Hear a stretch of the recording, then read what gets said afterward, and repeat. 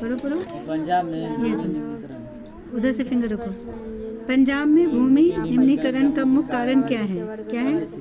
क्या क्या ऑप्शन है? वनोन्मूलन, गहन कृषि, अति पशुचारण, अधिक सिंचाई, है ना, अधिक खेती होती है, वही है उसका निम्नीकरण।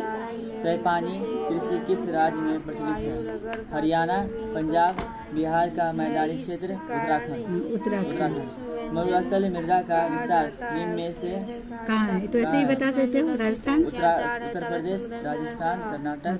कहाँ है इसका? मरुस्थलीय मृदा का विस्तार कहाँ पर है? राजस्थान में। मेढक के प्रजनन को नष्ट करने वाला रसायन कौन है?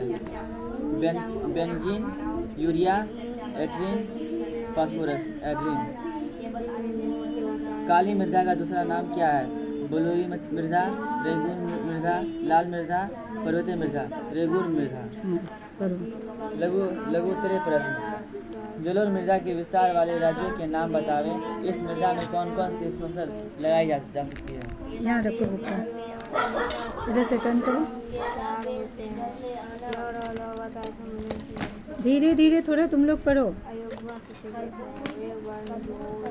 क्या क्वेश्चन है? जलोढ़ मृदा का विस्तार वाले राज्यों के नाम बताएं। इस मृदा में कौन कौन सी फसलें लगाई जा सकती है? जलोढ़ मिट्टी उत्तर भारत के पश्चिम में पंजाब से लेकर संपूर्ण उत्तरी विशाल मैदान में आवृत करते हुए गंगा नदी के डेल्टा क्षेत्र तक फैली है। राजस्थान तथा गुजरात के भी कुछ क्षेत्र में जलोढ़ मृदा पाई जाती है। जलोढ़ मृदा में गन्ना, चावल, गेहूं, मक्का, दलहन आदि फसलें लगाई जाती है। नेक्स्ट क्वेश्चन क्या है? पढ़ो। समुच्चय कृषि से आप क्या समझते हैं? समुच्चय कृषि से आप क्या समझते हैं? पहाड़ी क्षेत्रों में जहां वर्षा जल तीव्रता से ढाल पर बह जाता है और अपने साथ उपजाऊ मिट्टी भी बहा ले जाता है को रोकने के लिए समुच्चय जोताई की जाती है। इससे वर्षा जल उपजाऊ मिट्टी को बहा नहीं पाती है तथा खेत में नमी भी बनी रहती है। इस प्रकार की कृषि को समुच्चय कृषि कहते हैं। नेक्स्ट पढ़ो। पवन अपर्दन वाले क्षेत्र में कृषि की कौन सी पद्धति उपयोगी मानी जाती है? पवन अपर्दन वाले क्षेत्र में कृषि की कौन सी पद्धति उपयोगी मानी जाती है? पट्टिका कृषि पद्धति को पवन अपर्दन वाले क्षेत्र में उपयोगी माना जाता है। इस कृषि पद्धति में फसलों के बीच घास की पट्टियां बनाई जाती है। इसे तेज पवन की भी खेत की मिट्टी को उड़ा पाने में सक्षम नहीं हो पाता है।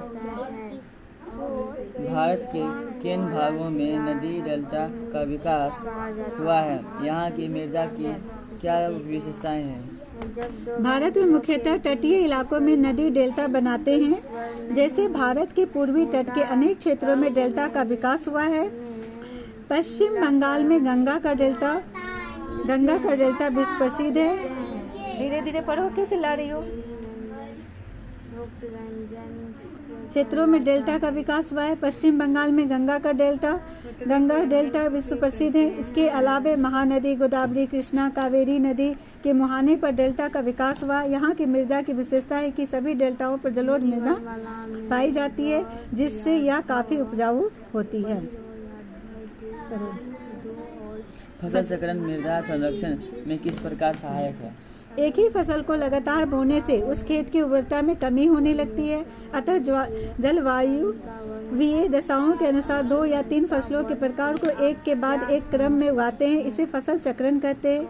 इस चक्र में एक फसल फलीदार होना चाहिए, जैसे चना, मेथी, मटर इत्यादि। इनकी जड़ों में राइजोबियम जीवाणु ग्रंथियां होती है, जो वायुमंडलीय नाइट्रोजन का यौगिकीकरण कर उसे नाइट्रेट में बदलकर पौधों को उपलब्ध कराते हैं, जिससे भूमि की उपज शक्ति बनी रहती है और मृदा संरक्षण को बल मिलता है। जलाक्रांतता कैसे उपस्थित होता है? मृदा अपरदन में इसकी क्या भूमिका है? अत्यधिक वर्षा या अत्यधिक सिंचाई से जलाक्रांतता की समस्या पैदा होती है। जलाक्रांतता की मृदा अपरदन में यह भूमिका है कि इसके कारण मृदा में नालिका प्रक्रिया होती है, जिससे मृदा में लवणीय और क्षारीय गुण बढ़ जाते हैं, जो भूमि के निम्नीकरण के लिए उत्तरदायी होते हैं। फलस्वरूप अन्न की कमी होने लगती है, जिससे अकाल का सामना करना पड़ता है। लेकिन यदि मानव को जीवित रहना है, सभ्यता को कायम रखना है, तो हमें इस चुनौतियों को स्वीकार करना पड़ेगा। ऐसे कुछ उपाय करने होंगे कि भूमि फिर से उपजाऊ बन जाए। रासायनिक उर्वरकों का त्याग कर जैविक खाद का उपयोग करना होगा। फसल चक्रण का प्रयोग अपनाया जाना चाहिए। धीरे धीरे कुछ वर्षों बाद वो भूमि उपजाऊ हो जाएगी। मृदा संरक्षण पर एक निबंध लिखें। मृदा संरक्षण का तात्पर्य है उन विधियों से है जो मृदा को अपने स्थान से हटने में रोकता है ना। जल तथा पवन इत्यादि के द्वारा अपर्दन का निरंतर प्राकृतिक प्रक्रिया है।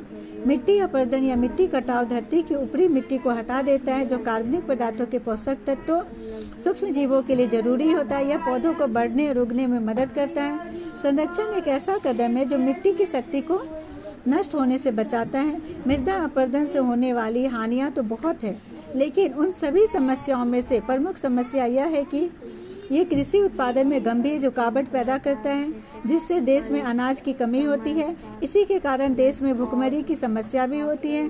मृदा अपरदन की विकरालता एवं उसके फैलाव को कोई भौतिक एवं सामाजिक कारक निर्धारित करते हैं। प्रमुख भौतिक कारक है वर्षा की अपरदनकारी शक्ति, मृदा की अपनी कटाव क्षमता, आवर्ती बाढ़ों की तीव्रता, ढलान की लंबाई और तीव्रता प्रमुख सामाजिक कारक है ना। इतने सारे सामाजिक कार्य होते हैं, उसके कारण पेड़ पौधे को काटा जा रहा है। वनों की कटाई, वनों में आग लगाना, भूमि अपरदन की प्रकृति, खेती करने के लिए विविधियाँ। अभी देखो इंस्टीट्यूट बनाने के लिए एक पूरे जंगल को ही पूरा काट दिया गया है ना, आग लगा दिया गया। एक फैक्ट्री खोलने के लिए आग लगा दिया गया है। फसल चक्रण में रासायनिक खादों का उपयोग और जनसंख्या में बढ़ोतरी। मृदा के संरक्षण में वे सभी विधियां आती है जिनके द्वारा मृदा अपरदन रोका जाता है।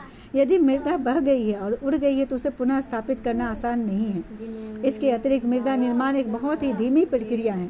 इसलिए मृदा संरक्षण में सबसे महत्वपूर्ण कार्य यह है कि मृदा अपने ही स्थान पर सुरक्षित बनी रहे। संसार के विभिन्न क्षेत्रों में मृदा संरक्षण को रोकने के लिए भिन्न भिन्न विधियाँ अपनाई गई हैं। मृदा संरक्षण की विधियाँ क्या है? सबसे इम्पोर्टेंट है कि वनों का रक्षा करना, वृक्षारोपण, बांध बनाना है ना, बांध बनाना।